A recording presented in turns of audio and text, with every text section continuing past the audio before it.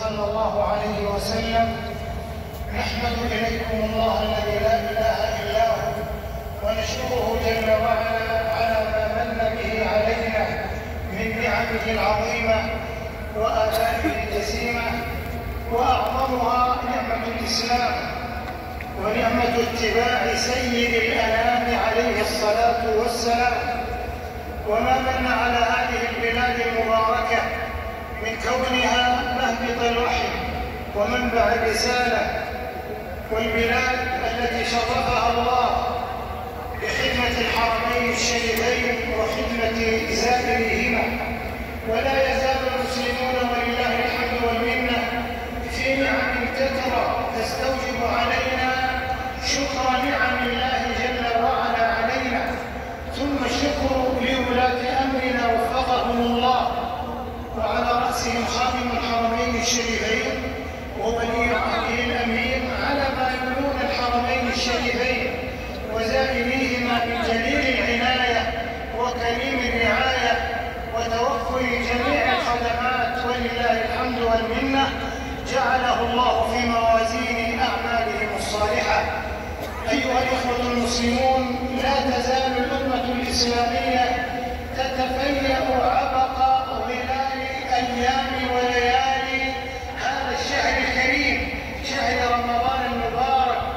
يا أيها الذين آمنوا كتب عليكم الصيام كما كتب على الذين من قبلكم لعلكم تتقون، إلى قوله سبحانه: شهر رمضان الذي أنزل فيه القرآن هدى للناس وبينات من الهدى والفرقان، إلى آية الدعاء العظيمة التي جاءت في ثنايا مشروعية الصيام، وهذا دليل على تأكيد الدعاء: وإذا سألك عبادي عني فإني قريب أجيب دعوة الداعي إذا دعان فليستجيبوا لي وليؤمنوا بي لعلهم يرشدون.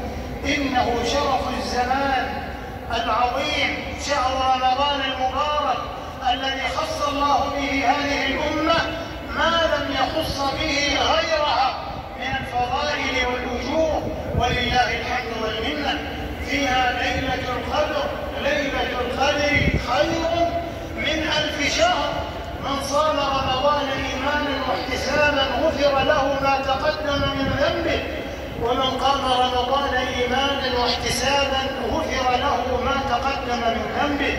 ألا ما أحرانا أيها الإخوة أن نشغل أوقاتنا في هذا الشهر الكريم بما يقربنا إلى الله من الإخلاص لله عز وجل. ألا لله الدين الخالص من تحقيق التوحيد، وما أمروا إلا ليعبدوا الله مخلصين له الدين حنفاء، وما خلقت الجن والإنس إلا ليعبدون.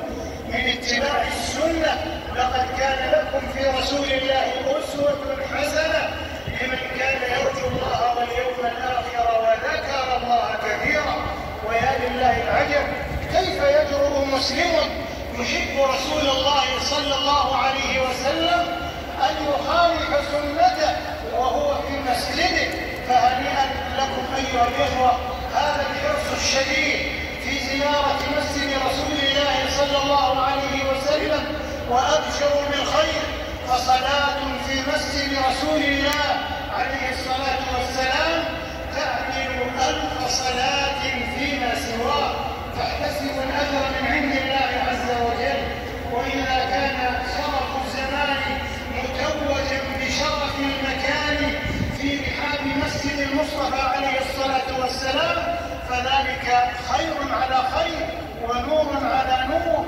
وينبغي للمسلم أن يعرف آداب هذا البيت، فإن من الاصطفاء أن نعرف آداب مسجد المصطفى صلى الله عليه وسلم، وهذا ما يجلي صدق المحبة لرسول الله عليه الصلاة والسلام. إن الذين يغضون أصواتهم عند رسول الله أولئك الذين امتحن الله قلوبهم للتقوى لهم مغفرة وأجر عظيم. فينبغي خفض الصوت في مسجد رسول الله عليه الصلاة والسلام والتفرغ للعبادة والزيارة. أتيتم في توفير بيئة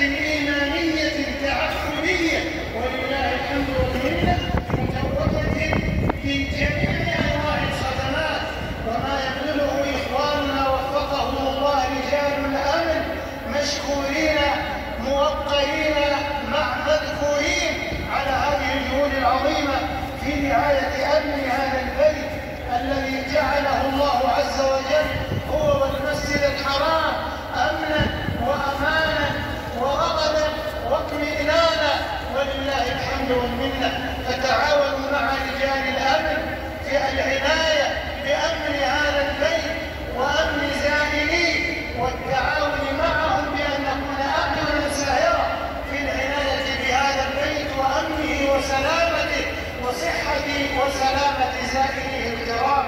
وأيضا تعاونكم مع الجهات العاملة، رئاسة الشؤون الدينية، ورئاسة الشؤون الدينية والهيئة العامة للعناية بالمسجد الحرام والمسجد النبوي، فلقد وفرت لكم كافة الخدمات والإمكانات، فتفرغوا للعبادة حذار أن يرتفع صوت غير صوت التوحيد والحق والسنة في مسجد رسول الله عليه الصلاة والسلام، حرصا على ما كان عليه المصطفى عليه الصلاة والسلام وصحابته من بعده والسلف الصالح رحمهم الله ورضي عنهم.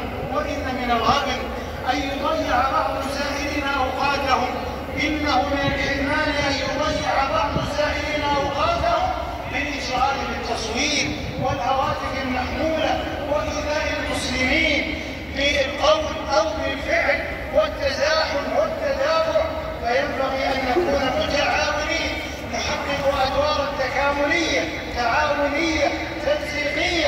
وإننا نشيد بوعي زائري هذا المسجد المبارك ونشد على أيديهم في مزيد التعاون مع الجهات المسؤولة في أن نظهر هذا المجتمع العظيم في مسجد رسول الله صلى الله عليه وسلم بما يمثل الصورة المشرقة للإسلام وأهله في اتحاد واجتماع على الكتاب والسنة، في أعمال خيرة، في إفطار للصائمين، وفي رعاية لكبار السن والمعاقين والضعفاء والمحتاجين، لنمثل صورة الإسلام الصحيحة أمام العالم اليوم في اجتماع للكلمة وتوحيد للصفوف والحرص على مقاصد الصيام وآداب المسجد النبوي الشريف، وعلى المرأة المسلمة وهي تأتي وتقصد المسجد النبوي أن تلتزم بالحجاب والعفاف